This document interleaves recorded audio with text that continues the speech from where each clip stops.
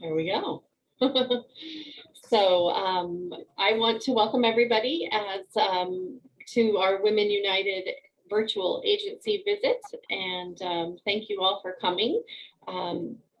This is been a fantastic way to get to know our nonprofits around the community in the last year, and we found that it's actually been more popular than when we've done it in person agency visits. So as we reopen up, I think you'll see more hybrid type events, and we'll continue doing this as well. So without further ado, I want to introduce Amanda Crick, who's on our Education and Engagement Committee for Women United and helped put this together. So I'm going to have her talk a little bit about why she wanted to do this event and talk about her heartstrings, and then introduce the speakers to you. So thank you. Thank you, and good morning. And my name's Amanda Crick. I have been on the board maybe not quite a year, so I'm still sort of new to United Way. And just a little bit about my background. I worked over at Children's Hospital for UNM for a while, so I have worked with both agencies, and I think very highly of them. So I was very excited to see them together even. So we are going to start with Casa Esperanza, and I'll introduce Kristen Gray. She is the executive director. She's going to tell us some about the program. There'll be a few minutes for questions, and then we're going to move over to Connie Chavez and Carrie Tingley Foundation. So thank you all for coming. All right.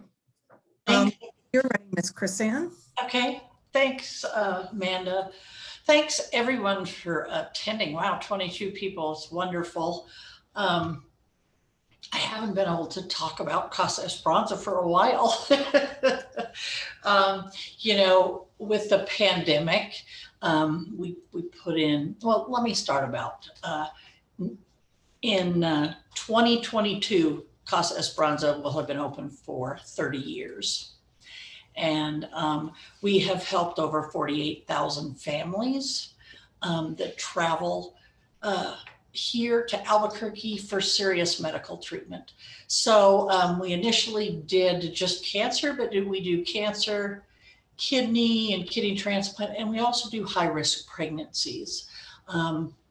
When people have things like that, they really need to come and stay for a while. And the sole purpose as a hospitality house is for us to help with people's, help with their hope, their healing, and hopefully get them back home so that they can continue on their life's journeys with their families and friends. We have 28 rooms. We're an 18,000 square foot facility, and 12 of our rooms are suites and can hold up to 6 people.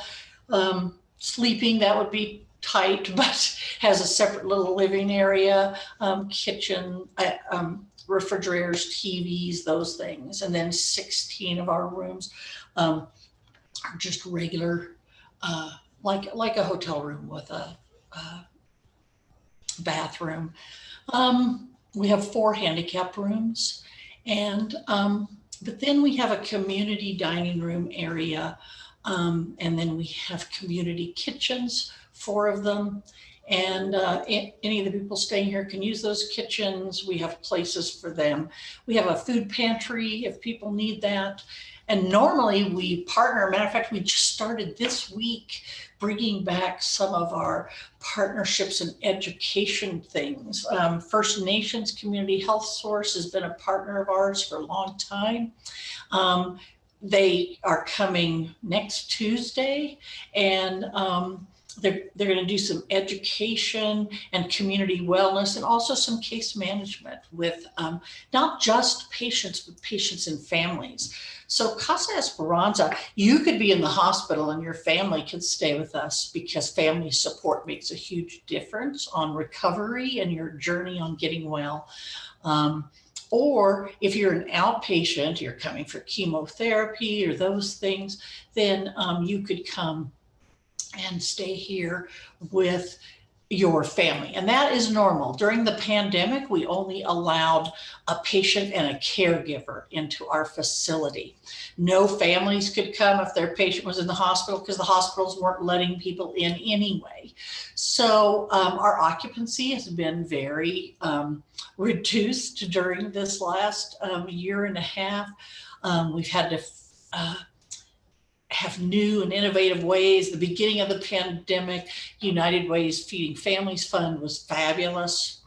It helped us purchase meals from businesses and then bring them in, because normally we have about 135 community groups, credit unions, banks, businesses, churches that come in and fix a dinner for families. Well, we had to stop all of that the last year and a half, and that just started back up this week. And we're only allowing no more than 10 to come in a group right now. So we'll start to make changes as we go along with the guidelines. You're all doing that. And we make partnerships in the community. UNM Hospital is a big one. The pediatric department with some of the children who are very sick, their parents stay, or if the children are outpatient, UNM Comprehensive Cancer Center, Carrie Tingley. We do partnerships where we help house those people, but also they may help offset lodging. We raise money. We are not going to turn somebody away because they can't pay the $35 or $40 a night to stay in our facility. We raise money to help offset those. We create partnerships. Carrie Tingley Foundation is one of those that helps offset for their clients. We also are getting ready to start back up. We won't start until January because of the way the schools were, but we had a program for social work interns through the colleges. And you can't get a social work degree through UNM, so you have to do one of the other, Highlands, New Mexico State, Western. Anyway, so we have a program where we have a licensed social worker that monitors those people, and then they help touch base with our families. If you're a caregiver for somebody who's going through cancer, you might be just as scared as they are, but are afraid to say anything because you need to be the strong one and help take care of them, and they're the one who are sick. So we try to put some other supports in place. Our social work interns also look at ways that we can put things in place once they return home, when they're not staying with us. I was trying to think, we also have a clinical counseling program that will start back up again. We can't start everything at once, but so they would come 2 times a month around a dinner. A lot of our families have never been to any kind of counseling. So the clinical counselor would kind of come around a dinner. She'd go around and talk to people, and our families stay. They go in and out or back and forth, but there's some families that stay for quite a while. And so they get to know the clinical counselor. They feel comfortable talking. So we believe we put the support systems in place with our food boxes, with our dinners, with our social work intern program and counseling, and then the traditional wellness sessions. All of those things make a big difference when you're going through a serious medical illness and your family goes through it with you. And to understand, whether you're going to live or whether you're going to die, and these are people who are very sick.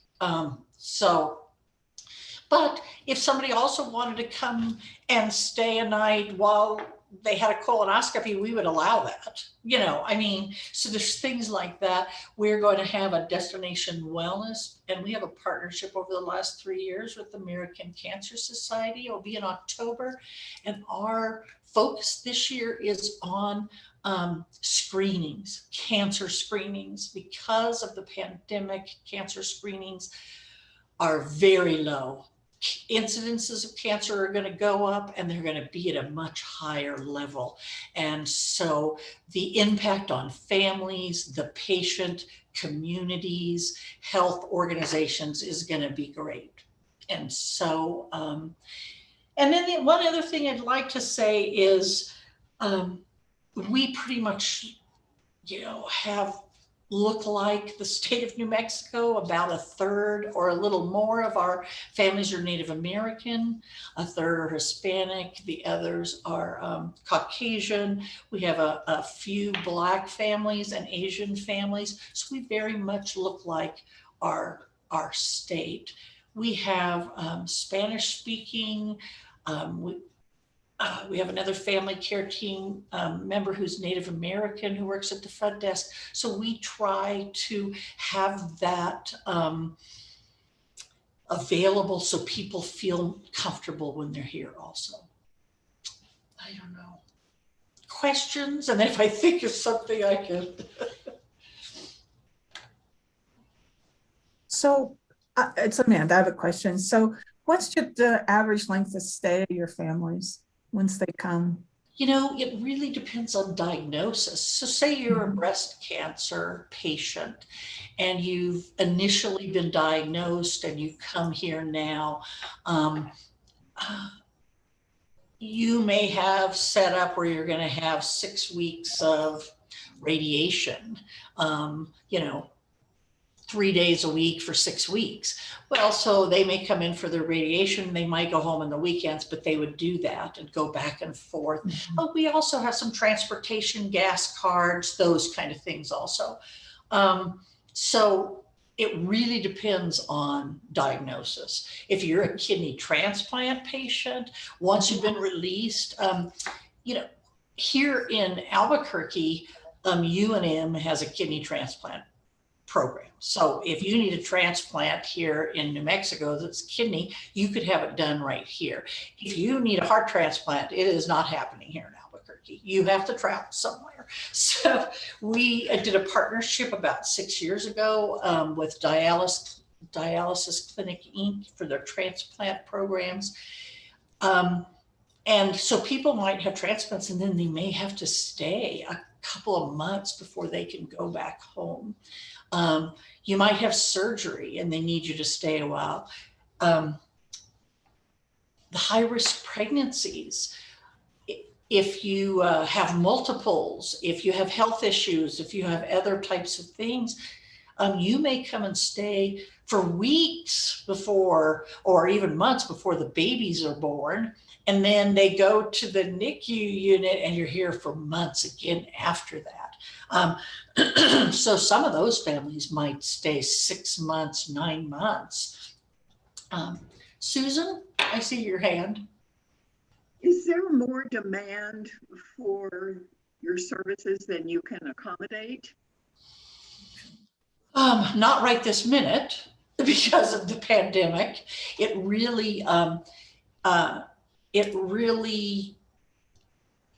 The pandemic has really slowed it down because of limitations in the hospital, limitations on services that were being done in the hospital, limitations on people getting screened, for cancers and other types of things, or going to their doctors.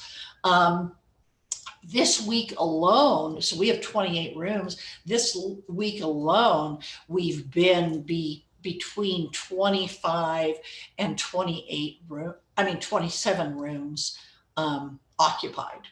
So that is probably a first in a while because of the pandemic, and it kind of comes and goes. We might have 2 or 3 days during the week it's like that, and then it kind of slows down. But prior to the pandemic, Monday through Thursday were our busiest days.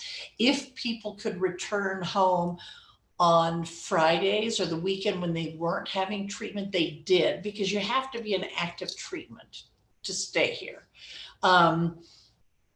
But we also have families, like I said, who have to stay for a while and can't do that traveling back and forth. And normally they can have some families come from out of town and come into the facility and sit down in the dining room, community dining room, and eat dinners. That hasn't quite opened back up for us yet. So if a family came to visit them while they were staying here long term, they would have to meet them off site. You know, we're just trying, immune compromised people, this pandemic is probably very scary to them. And the vaccines just don't help as much. And so we're a little bit slower, and lots of things have been put in place. You know, knock on wood, we have not had anyone in our facility this last year and a half who came down with the virus or exposed anyone else. So that's like amazing. Other questions? Maybe I should be looking at the chat questions. Yeah, there's a question in the chat about allowing small groups to volunteer. Let's see, hold on. Say that again, I'm sorry. It's from Lori. She just wants to know if you're allowing small groups back in to volunteer, and then what might they do? You had talked about cooking dinner. So dinner groups are allowed 10 or less to come back in. Dinners at casanm.org is a place if you're interested in doing that. Also, volunteers at casanm.org is a place if you're interested in volunteering. We also have people helping do some outside things right now, you know, and clean up, but we're just doing small groups, and we're just starting to add that. This week, starting the 14th, was the first week we started allowing any outside people back into the facility. So. Great, thank you. Great, thank you, Chris-Ann. Great tour, really appreciate it. Thank you. And then is there anything you guys need up there? I know that we've, from my work group, we've brought you guys things at the holidays.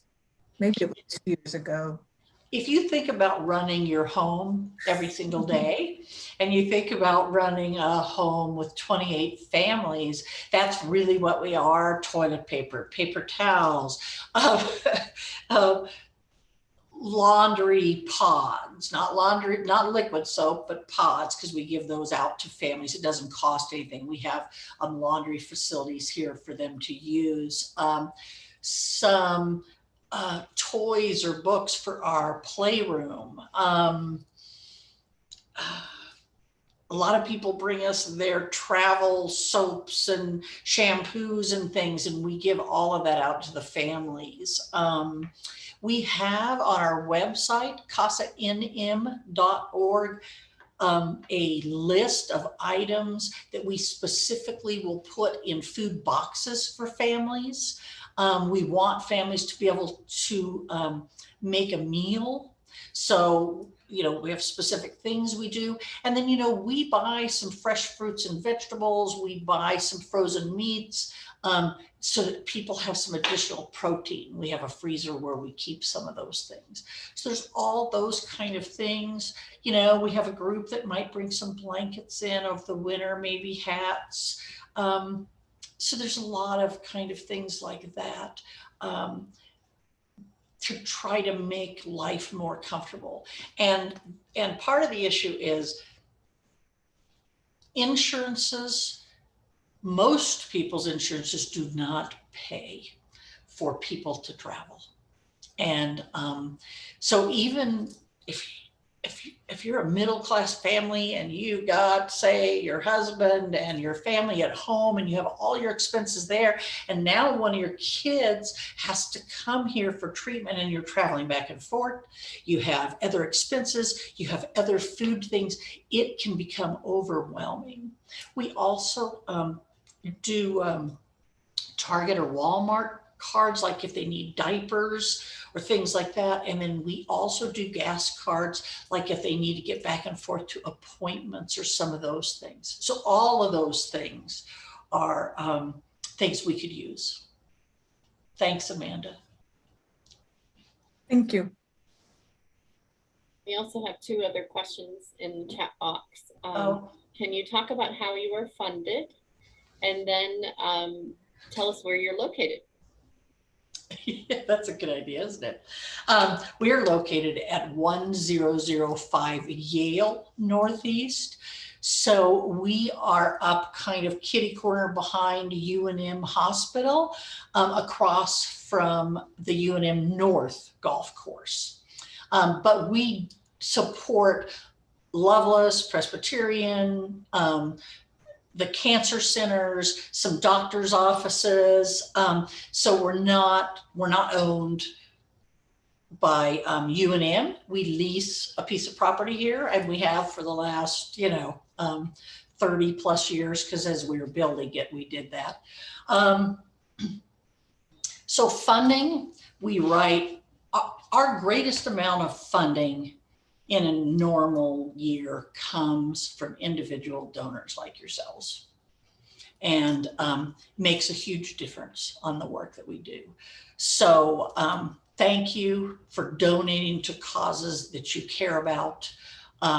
So important in our community to make a difference. We also write grants. We have fundraising events, which has been tough lately. And all of the ways that nonprofits normally raise money. We are going to be having a radiothon with Cumulus. We'll be posting some information on our social media and our website. That will be mid-July. And so they're going to be raising money during the week. I think the 16th of July is the 5 hours of the radiothon, and that's something new for us. And then we're also going to do a cookie fundraiser with Rude Boy Cookies in September. That's something that's new for us. And then I told you about the Destination Wellness. And then next year, hopefully we might be able to go back to maybe our golf tournament or our Honky Tonk for Hope that we have, which is a fun event where we raise money for events. But grant writing and, great grants through different places during the pandemic have been really helpful. And then for us, we also have our auto donation program, Give Hope a Ride. So it is like a separate whole business. It's run through our foundation, and people donate their cars to us monthly, and then we auction those cars off for long-term sustainability for Casa. And so it's, as you know, you have to have a passion for this kind of work. I love what we do. We have a great team here that all pitch in and do things, and a great community. And let me see if there's other things. There was a question about, and I apologize if you addressed this, but do you receive any state funding or federal? Oh, yes. So we had been supported by the state of New Mexico's Department of Health Comprehensive Cancer Program for years. And then for a number of years, we didn't get any funding. Last year, they returned to funding us. We started out with 20,000, and then they had some that they could give us extra, which has been great. We're just waiting to hear whether we're going to get funded again, starting again at 20,000. And so that funding had been a huge amount. I mean, we were like 86,000 when they just all of a sudden said, oh, sorry. But I am a part of the New Mexico Cancer Council. I've been the chair for a number of years, and it's all cancer groups all over the state. And we figure out We share things, we have different groups to work, and we also put together a 5-year cancer plan that just came out not too long ago, the new one. So there's a lot of things going on in that community also. There's also a question about United Way funding. I don't know if you've heard about your. I haven't. Okay. I haven't heard. You will hear in the next, the board approved our grant funding this last Tuesday, so you will hear very soon. I am waiting. I'm really excited, and we partnered with the grant plant this year to help us, and so I'm really hoping that goes well. I see Lori said something about Cancer Services in Mexico offers free family cancer retreats, and we do refer to them. We partner with, other small groups like that can come and meet here once we start to slowly open up. Patient Navigation is a group that met here. Comadre was a Spanish-speaking women with cancer that did things. We partner with lots of the groups like that, and those things really help support our families. So thank you, everyone. All right, well, thank you so much, Chris Ann. We really appreciate you taking time this morning. So thank you. Well, thank all of you, and thanks for the invitation. So we're going to turn the program over to Connie Chavez and over at the Carrie Tingley Foundation. So welcome, Connie. Great, thank you. And thank you all for having me today to give a presentation, and I like this virtual tour of our organization, the Carrie Tingley Hospital Foundation. So just for a matter of context, I like that you said, Amanda, that you're fairly new. You're new in your position, just about a year. I am about the same. I started with this organization last June.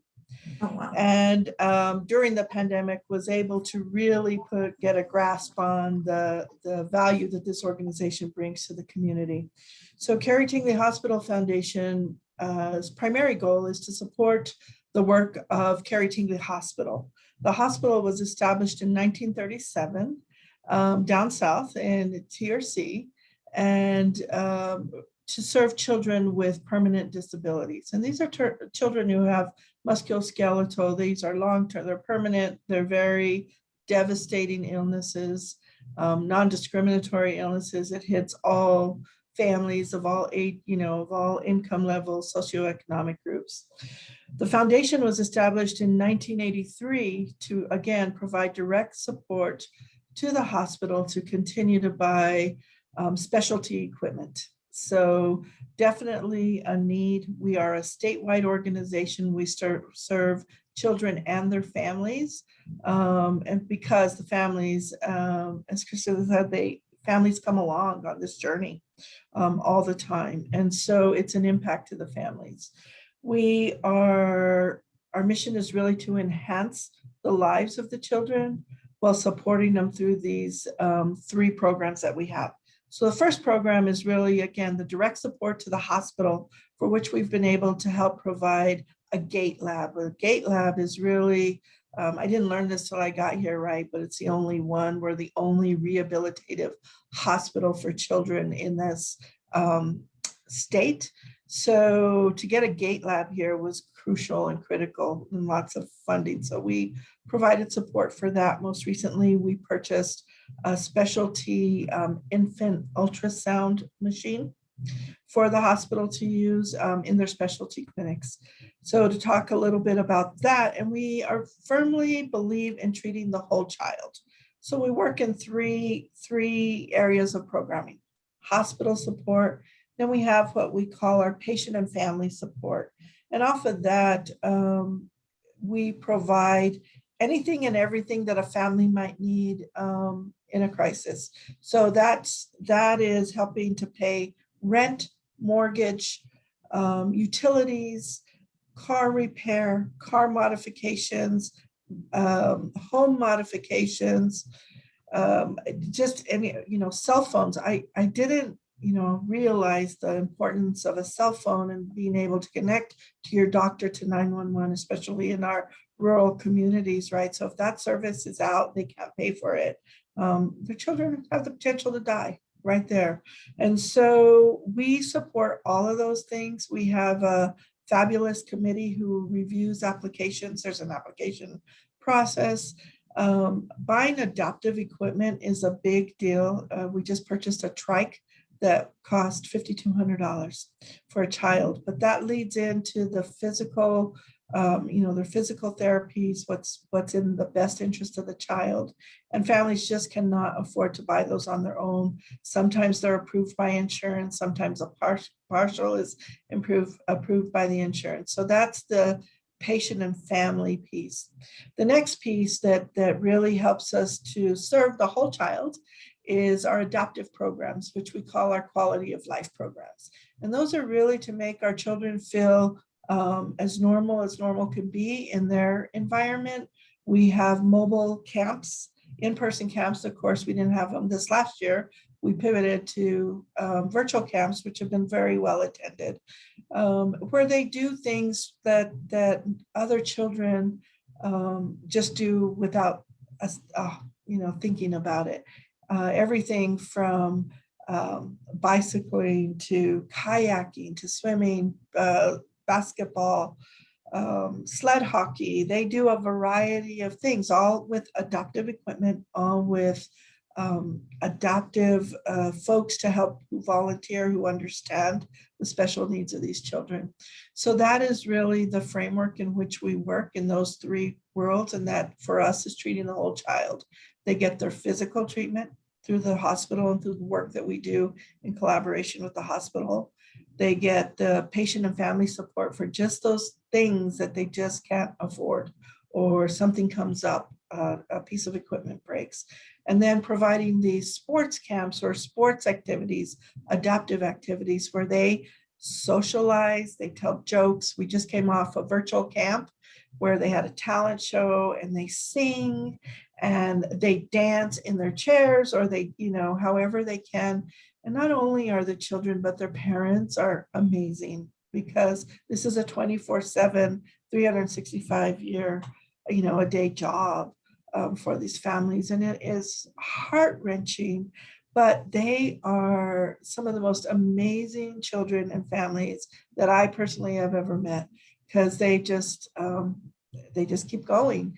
And these barriers for some of us who take some things for granted, they just keep moving. They just keep moving. And if we can support them in any way, that's what we aim to do. So we're, again, I am new to this organization. Really, we have spent the last year, COVID year, we were able to provide camps virtually. We just did our first, what we call our Zia Freewheelers. We're now changing the name to Tread Setters. That was something that the children wanted to do. We had our first ride, very COVID safe. There were 14 kids on the first ride and 22 kids on the second ride, with about 22 volunteers and all our staff. So it was an amazing thing to get them out there. One of our kids sings Elvis Presley songs, and so he serenaded us the whole time he was out there, which is really cool. And then we have again been holding camps virtually once a month. We just came off a week-long camp done in partnership and collaboration with Cachette and some of the other, adoptive therapy model programs who come into our camps and provide services. And I want to step back to our partnership with Casa. We definitely provide lodging expenses. We meet the gap, right? We are the gap funder for these families when they just need some help. When there's room, and we pay for mileage, gas, lodging, whatever it takes, because they're coming in from the entire state to receive services, and we fund that way. We take our mobile camps on the road, so we are truly and really trying hard to establish that statewide presence. So that is what I've been working on over the last year, really learning this organization, learning how it functions, learning who our partnerships are with, and really meeting some of these incredible incredible children and their families. And there's lots of heartbreak that goes along with this, right? So I mean, we just paid for a funeral for a child who had been a program participant with us forever, attended almost every camp we had, but there was a gap in the funeral expense. So we paid a portion. We were able to work with the funeral home and they wrote off the difference. So it's those kinds of things, and you never know what's going to come up. It's exactly like running, you just don't know. And we serve families of all income groups. The majority are low to moderate income, but there are some, because, you know, a bath chair at $5,000 or $8,000 is the same cost to a low income family as it is to a moderate income family. So that's what we do in the nutshell. We have those 3 programs again. I'm happy to stand for any questions. So I know that one of your big fundraisers used to be, right, the volleyball tournament. Are you guys looking at next year, getting that done? We are, yeah, so that's a great point. Thank you for asking. We've had mud volleyball has been the primary fundraiser and the source of revenue for this organization for years. And we had to cancel it last year, of course. This year, the board made the decision again, because with all the uncertainty, to cancel it again, so that we lost, we haven't been able to do, and then that fundraiser 2 years in a row. The other fundraiser is our Festival of Trees, which was also canceled last year. We are going full steam ahead for December. That event should start to broadcast next week. Save the dates, and all of the pre-collateral will start to go out. We are excited. We are reshaping and reframing that event. We hope that it will be exciting and engaging to the community at all ages. So that will be our only fundraiser that we have. Well, our biggest fundraiser. We also do a small golf tournament up in San Juan County that is actually going to hit September 11th. We're looking at maybe doing a smaller one in the southern part of the state, but again, that's all dependent on a lot of things. So what I do know for sure is we are going forward with Festival of Trees. And that is going to be our primary source event fundraiser for this year. Thank you. Mhm. Other questions?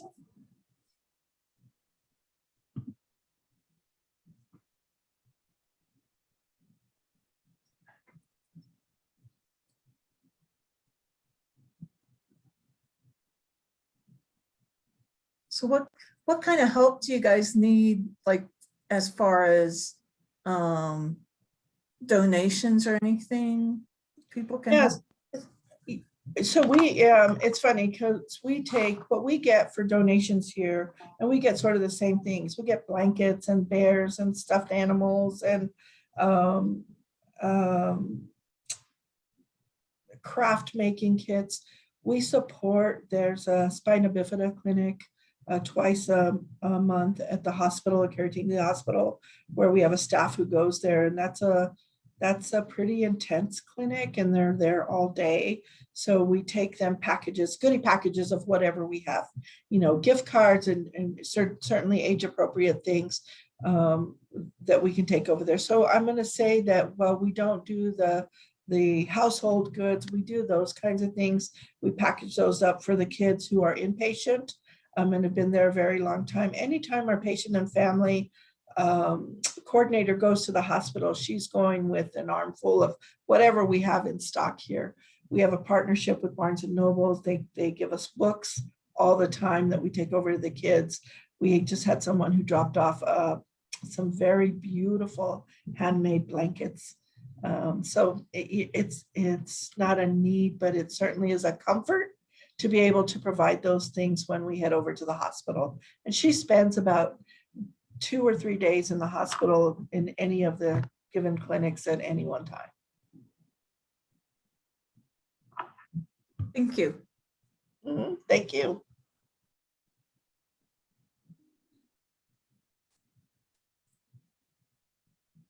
Any other questions? from anyone? I think that that was a pretty thorough presentation, so thank you. Thank you. I will take this time to ask Heidi to talk about upcoming events and what we're planning. Thank you, Melissa, and thank you to both Chris Ann and to Connie for your wonderful presentation on both of these two wonderful organizations.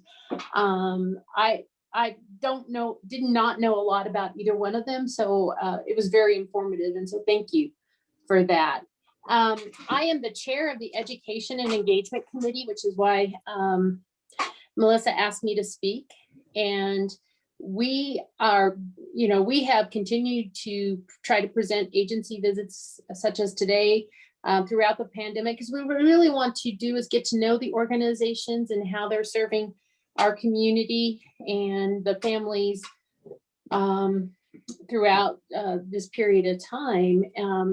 But one of the things that we have tried doing this year, which is a little bit different, is we do some article discussions, and that's going to be our July event. We are planning to do our first in-person event in July, July 16th. It's a Friday. And we're going to go, one of our members in the Education and Engagement Committee has a friend and has been able to get us a place at Bike and Coffee. And so we're going to go out, be outside, and we're going to discuss an article.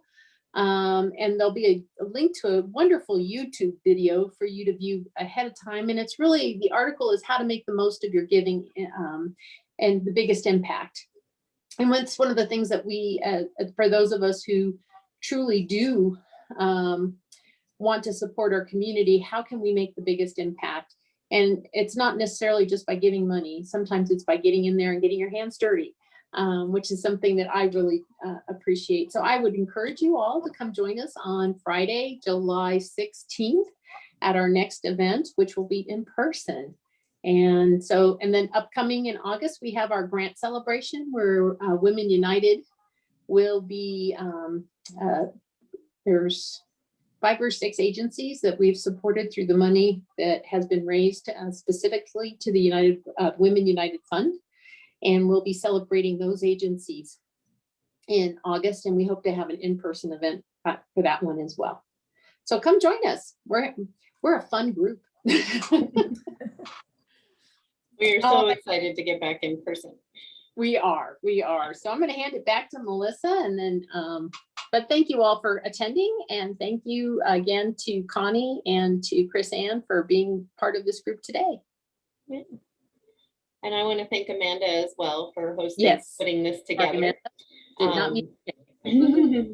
We don't want to forget to talk about the Women United Fund, which is what enabled us to give the grants to the 5 organizations this year. We raised over $180,000. One of the things that we did this year with the fund was hold back 10% for a project, and we're really excited about a upcoming project with both Crossroads for Women and Tender Love, where we are donating computers to them to start computer labs at their organizations so that the women there can take online classes, finish their GEDs, work on their resumes, and many other things. And part of the project will be an opportunity to go in and paint those rooms as well. So we're really excited about freshening up. Crossroads has a new location, so their room is under construction right now, but we'll need a paint job. So we're going to do a little bit of a service project there as well. So, but those dollars that you're all donating to the Women United Fund is making all of this possible. So I thank you for that. And if you haven't included Women United Fund in your gift, you can do that. You can call me and I'm happy to make an additional gift to the Women United Fund, or you can go online and do that as well.